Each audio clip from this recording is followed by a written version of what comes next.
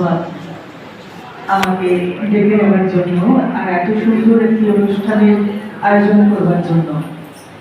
ফাগুন রঙে রঙিন এই নারী দিবসে এই অনুষ্ঠানে, সজলের অনুষ্ঠানে অনেক সুজনকে অনেক দিন পর আমি কাছে পেলাম। অঙ্কিশিকা দি, মুকুল দি, জিমি বৌদি, বরুণ দাদা ভাই, সোনালি, রঞ্জনার সাথে তো আমি দেখা হয়। অনেককে দেখতে পেয়ে ভীষণ ভীষণ ভালো লাগলো। যেহেতু দেরিতে অনুষ্ঠান শুরু হয়েছে, বক্তব্য দীর্ঘায়িত আমি করবো না। সকলে এসেছেন, রঙিন মন নিয়ে এসেছেন, রঙিন মন নিয়ে ফিরে যাবেন।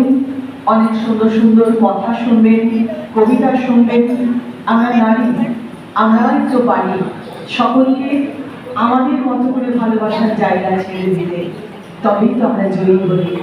এই হৃদয় নিয়ে বড় একটা হৃদয় পিছিয়ে দিতে পারি মায়ের ভালোবাসার মতো।